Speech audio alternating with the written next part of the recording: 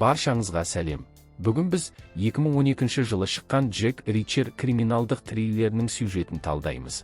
Пенсильваниядағы көлік тұрағына фургон келіп тоқтайды.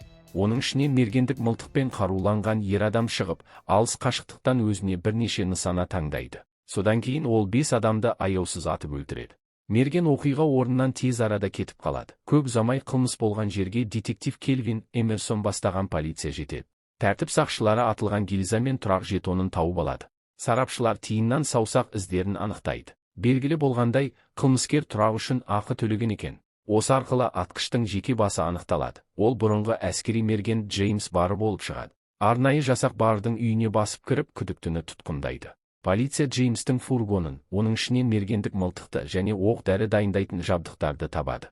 Оның көлік нөмірлері тұрақтағы бейнебақылау камераларына түскен нөмірлермен сәйкес келеді. Эмерсон Барға барлық кісі өлімін мойнына алып, өмір бойына бас бостандығынан айырылу жазасын алуға кеңес береді. Әйтпесе, оны өлім жазасына кесуі мүмкін еді. Бірақ Джеймс бірде-бір сөз айтпастан, қағаз қиындысына тек Джек Ричерді табыңдар деп жазып береді. Мергеннің түрін көргенде фильмнің басында бейбіт тұрғындарға мүлдем басқа адам оқ атқаны белгілі болады. Детектив Эмерсон мен округ прокуроры Алекс Родин Джек Ричер туралы ақпарат жинап, оның кезінде әскери полиция офицері болғанын анықтайды.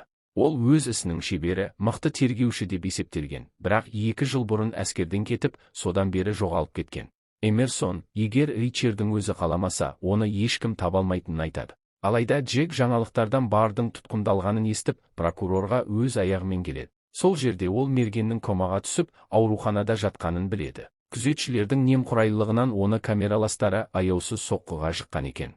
Ричер айғақтарды көрсетуін сұрайды, бірақ прокурор бас тартып, күдіктінің неліктен Джекті іздегенін сұрайды. Мерген тергеушіні қорғаушы тараптың куәгері ретінде тартқысы келді деп ойлайды. Осы сәтте Бардың адвокаты әрі округ прокурорының қызы Хелен Родин пайда болады. Бойжеткен әкесіне Барды оның қатысуынсыз тергеудің заңсыз екенін мәлімдейді. Прокурор мен детектив кетіп қалған соң, Хелен Джектен осы іс бойынша және оның клиенті туралы түсінік беруін өтінеді. Ричер өзінің Барға дос емес екенін, керісінше, оны құрту үшін келгенін айтады. Хелен Джектен бұл сөздерінің мәнін түсіндіруді сұрайды. Ол Бар қылмыскер болса да, әділ соттың болғанын қалайтынын, өйткені әкесі кез келген жолмен оған ең ауыр жазаны кестіруге тырысатынын жеткізеді. Ричер болса, Бардың шынымен де 5 адамды атып тастағанына сенімді, себебі ол өте қатыгез әрі қауіпті адам. Оның айтуынша, Бар әскерге тек заңды түрде адам өлтіру үшін ғана барған. Осыдан бірнеше жыл бұрын Джек Ирактағы әскери қылмыстарды тергеген болатын. Сол кезде Бар жергілікті 5 ер адамды өлтіріп тастаған еді. Бірақ артық шу шығармас үшін мергенді жауапқа тартпайды. Себебі атылған адамдардың бәрі қорғансыз әйелдерді қорлаған қылмыскерлер болып шығады. Олар күзет агенттігінің атын жамылып жүрген екен. 2 жылдық қызмет ішінде Барға нысананы жою туралы бірде-бір тапсырма берілмеген. Сондықтан ол қылмыскерлерді өз бетінше жазалауды ұйғарған. Сол жолы Джек мергенге ескерту жасап, егер тағы да осындай нәрсе істесең, қайда жүрсең де тауып алып, көзіңді жоямын деп уәде берген болатын. Хелен бұл істе және оның клиентінің әрекетінде шикілік бар деп есептейді. Өйткені Бардың тергеушіні іздеуі тегін емес. Ол Джекке өзінің адвокаттық кеңсесінде жұмыс істеуді ұсынып, іске қатысты барлық маңызды айғақтармен танысуға мүмкіндік беремін дейді. Бірақ Ричер бас тартып, жақын маңдағы автобусқа отырып кетеді. Дегенмен Джек ойын өзгертіп, Хеленге қайта оралады. Ол егер Хелен құрбандардың туыстарымен сөйлесіп, олардың өмірі туралы білсе, тергеуге көмектесетінін айтады. Келесі күні адвокат қаза тапқан қыздардың бірінің әкесіне барады. Қайғыдан қан жұтқан ер адам қызы туралы айтып беруге келісіп, Хеленді үйіне кіргізеді. Бірақ бойжеткен үй иесінің тапаншасын дайын ұстап отырғанын көріп, зәресі ұшып, ол жерден тездетіп кетіп қалады. Көшеде оны әкесі қарсы алады. Ол қызына бұл істің болашағы жоқтығын және Ричермен серіктес болу оның мансабын құртатынын түсіндіруге тырысады. Бірақ Хелен оны тыңдамастан кетіп қалады. Ричер қылмыс болған жерді зерттеп, Бардың ісіндегі айғақтардың тым мінсіз екенін, оның шындыққа жанаспайтынын түсінеді. Тәжірибелі мергенге қатысты сұрақтар тым көп. Ол неге күн көзіне қарап тұрып тұрақтан оқ атты?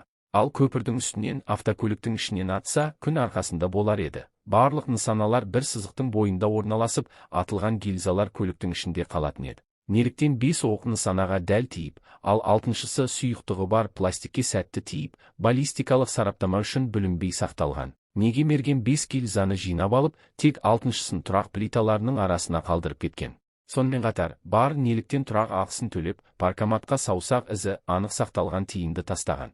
Кешкісін Ричердің соңынан бір адам аңдып жүргені белгілі болады. Джек жергілікті барға кіріп, 1-2 кесе сусын ішпекші болады. Сол кезде оның қасына Сэнди есімді сүйкімді бойжеткен келіп, есімін сұрайды. Ричард жалған есімді айтады. Қыздың реакциясынан оның басқа жауап күткенін түсінеді. Сэнди оны әдейі арандатып, дөрекілік көрсетуге мәжбүрлейді. Содан соң өзінің намысын қорғайтын 5 жігітті шақырады. Жергілікті жігіттер оны сыртқа шығарып, сабағысы келеді, бірақ Ричард оларға тез арада жақсылап тұрып сабақ береді. Қызық болғанда, полиция оқиға орнына тым тез жетіп, Джекті темір тордың арғы жағына қамайды. Көп ұзамай оған Хелен мен детектив Эмерсон келеді. 5 жігіттің ешқайсысы арыз жазбағандықтан детектив оны босатуға мәжбүр болады. Ричард бұл бұзақыларды біреу арнайы жібергеніне сенімді. Кейінірек Хелен Джекке мергеннің құрбандары туралы айтып береді. Атылған 3 әйел туралы ерекше ештеңе жоқ, бірақ 4-ші әйел күйеуі қайтыс болғаннан кейін қалған құрылыс компаниясын сақтап қалу үшін банкке несие алуға бара жатқан екен. 5-ші құрбан сол күні әйелімен ұрсысып қалған ер адам. Адвокат барлық құрбандар атқыш кездейсоқ таңдаған адамдар деп есептейді. Ричард Хеленнен бардың өмірі, оның шығындары мен несие карталары туралы барынша ақпарат жинауды сұрайды. Джектің соңынан аңдып жүрген адамның есімі Лински екен. Ол тыныш бір тар көшеде Чарли есімді адаммен кездеседі. Негізінде фильмнің басында 5 адамды атып өлтірген нағыз мерген осы Чарли болатын. Лински Ричардтен құтылу үшін 5 бұзақыны жалдағанын айтып ақталады, бірақ олар істі аяғына жеткізе алмаған. Сол сәтте олардың Зек деп аталатын басшысы пайда болады. Ол Линскиге істі білдіргенін айтады. Зек кезінде Сібір түрмесінде отырғанын, гангренадан аман қалу үшін өз саусақтарын тістеп жұлуға мәжбүр болғанын әңгімелейді. Ол Линскиге де соны істеуді бұйырады, бірақ жігіт өз саусағын тістеп үзуге батылы бармай жылап жібереді. Содан кейін Чарли Линскиді басынан атып өлтіреді. Ал Хелен болса Джекке бардың ақшасын тек жанармай бекеттері мен дүкендерде ғана жұмсағанын айтады. Ричард мергеннің міндетті түрде ату полигонына барып, ол жерде төлемді қолма-қол ақшамен жасағанына сенімді болады. Ол адвокаттан бардың үйіне жақын маңдағы барлық ату полигондары туралы ақпарат жинауды өтінеді. Көп ұзамай Джек Сэндидің жұмыс орнын тауып, бойжеткеннен шындықты айтуды сұрайды.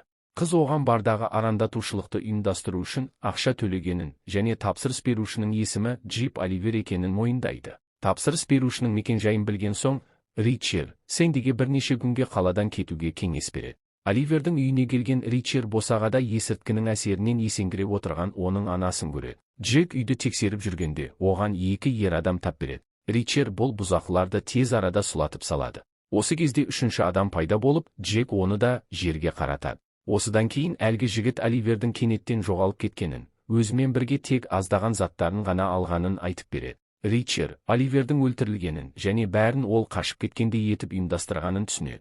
Джек тәжірибелі мерген бардың мұндай өрескел қателіктер жібермейтінін және артында ешқандай із қалдырмайтынын айтып, оның кінәсіз екендігі туралы қорытынды жасайды.